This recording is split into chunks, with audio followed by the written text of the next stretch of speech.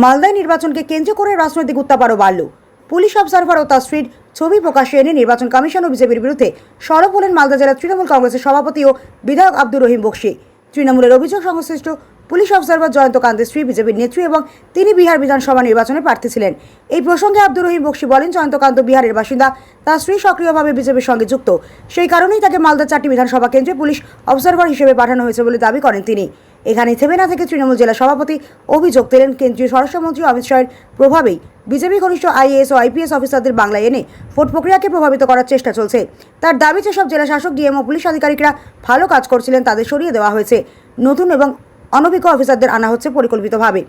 তিনি আরও বলেন, পুরো প্রশাসনিক ব্যবস্থাকে ভেঙে দেওয়ার জন্যই বদলি করা হচ্ছে। যে সমস্ত অবজারভার পাঠানো হচ্ছে তাদের অধিকাংশই বিজেপি ঘনিষ্ঠ। পাশাপাশি নির্বাচন কমিশনের ভূমিকা নিয়ে প্রশ্ন তুলে তিনি দাবি করেন, কমিশন নিরপেক্ষভাবে কাজ করছে না, অমিত শাহের নির্দেশে গণতান্ত্রিক অধিকার খর্ব করা হচ্ছে। এই ঘটনায় রাজনৈতিক মহলে ইতিমধ্যে তীব্র চর্চা শুরু হয়েছে, যা আগামী দিনে মালদা নির্বাচনী পরিস্থিতিকে আরও উত্তপ্ত করে তুলতে পারে। মালদা থেকে বলাই পোদ্দারের রিপোর্ট, সংবাদ মালদা। আজকে আমরা তৃণমূল কংগ্রেস মালদা জেলা কমিটি বাধ্য হয়ে আপনাদেরকে ডেকেছি।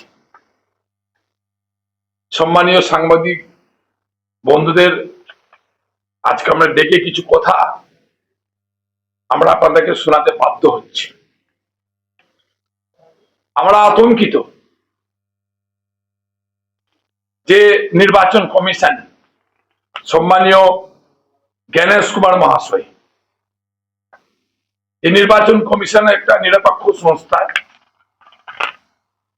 এটা আমরা জানি, সংবিধানে লিপিবদ্ধ আছে।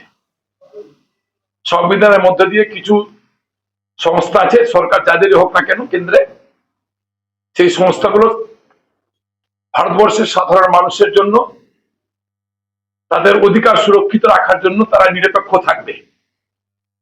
তার মধ্যে একটি সংস্থা হচ্ছে নির্বাচন কমিশন।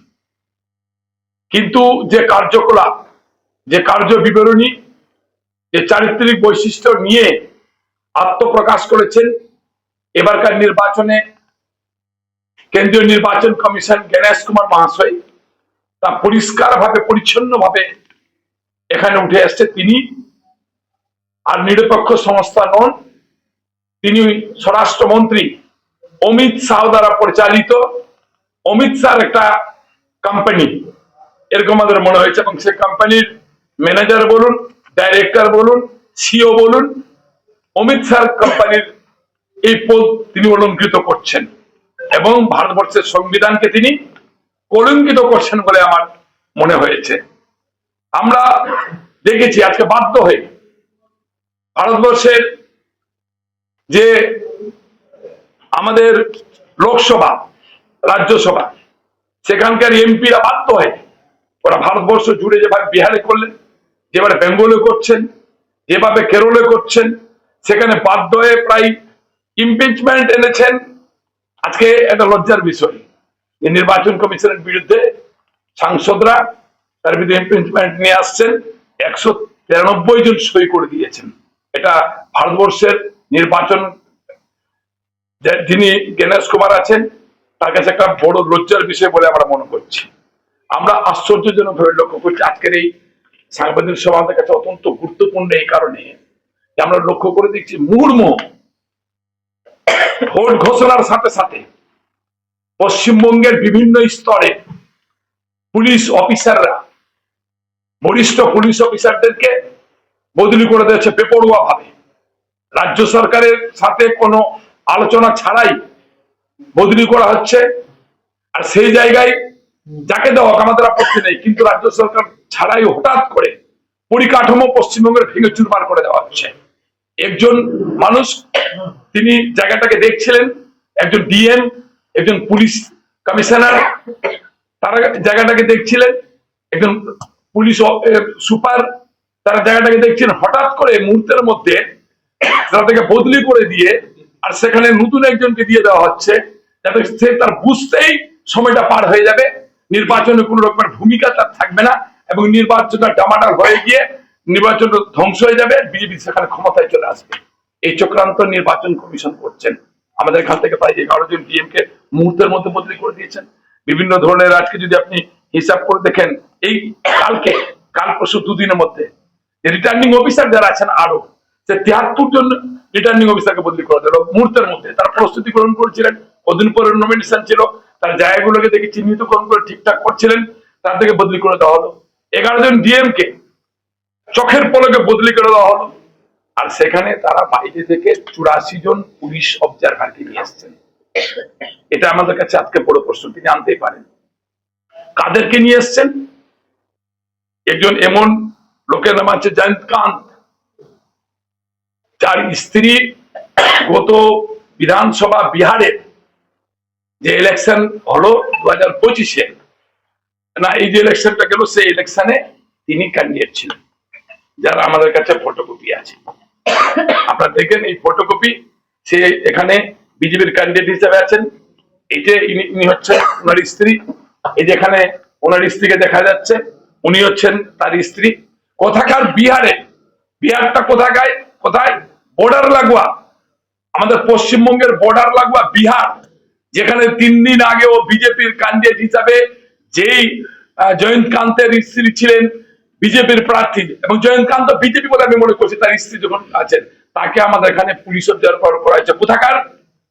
বৈষ্ণবনগরের মতো জায়গা, কোথাকার আজকে সুজাপুরের মতো জায়গা, মোথাবাড়ির মতো জায়গা, মানিকচকের মতো জায়গা, যেখানে এসআইআর নামে বেশিরভাগ ভোটটাকে 50% ভোটটাকে বাতিল করা হয়েছে।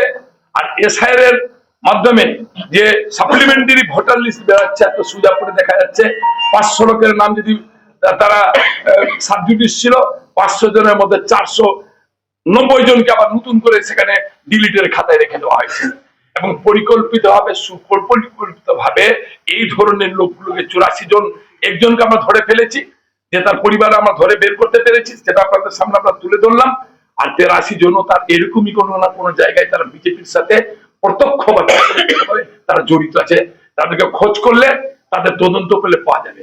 তাহলে সুপরিকল্পিতভাবে এখানকার পুলিশের পরিকাঠামোকে ভেঙে দিয়ে, এখানে প্রশাসনিক ডিএমদের পরিকাঠামোটাকে ভেঙে দিয়ে, তাদের বিজেপির লোকগুলোকে অমিত শাহ খুঁজে আজকে নির্বাচন কমিশনের মাধ্যমে পশ্চিমবঙ্গের ভোট ব্যবস্থাকে ভেঙে চুরমার করে দিয়ে নবান্ন ক্ষমতা দখলের লোভে আজকে গোটা পশ্চিমবঙ্গের বাঙালি সমাজকে মৃত্যুর মুখে ঠেলে দেবার ঘৃণ্য চক্রান্ত করছে।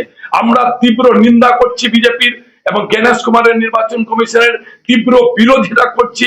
আমরা এই ধরনের ষড়যন্ত্রের, গণতান্ত্রিক দেশ, সাংবিধানিক দেশ, গণতন্ত্রের মধ্যে দিয়ে মানুষ তার মতামত প্রদান করে তার মনের মতো নির্বাচনে জনপ্রতি নির্বাচিত করবেন এবং সেই নির্বাচিত প্রতিনিধি মুখ্যমন্ত্রী নির্বাচন করবেন। এই জ্ঞানেশ কুমারকে দিয়ে, এই বিজেপির পুলিশ অবজারভারকে নিয়ে এসে ষড়যন্ত্র করার মধ্যে দিয়ে এসআইআর নাম কেটে কোনদিন ক্ষমতায় আসা যায় না। আমরা আপনাদের মাধ্যমে মালদা জেলার সর্বস্তরের মানুষের কাছে বিনীত অনুরোধ করব, এই ধরনের ঘৃণ্য চক্রান্তকে নস্যাৎ করে দিয়ে আগামী 23 তারিখে 23 এপ্রিল নির্বাচন হবে।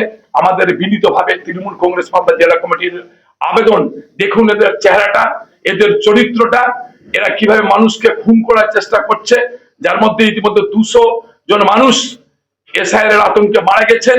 এই খুনি বিজেপি আর তার সাগরে জ্ঞানেশ কুমারের বিরুদ্ধে গর্জে উঠুন এবং পুনরায় তৃণমূলকে ক্ষমতায় নিয়ে আসুন। মমতা ব্যানার্জিকে 4র্থবারের মতো মুখ্যমন্ত্রী করুন, এই আবেদন আপনাদের কাছে থাকছে।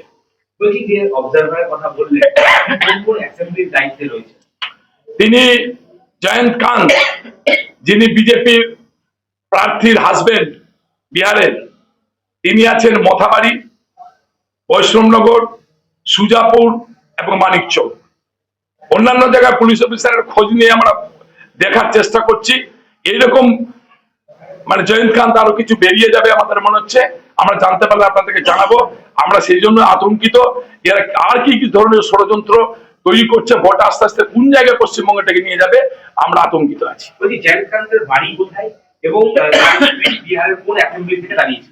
আমরা সঠিক তদন্ত সঠিকভাবে সেটা বলতে পারবো না। আমরা কোন অ্যাসেম্বলির মধ্যে, বিহারের বাড়িতে ছবি আপনাদের সামনে রেখেছি, আমরা ছবি শো আপনাদের সামনে হাজির হয়েছে, এখানে আপনারা দেখতে পাচ্ছেন।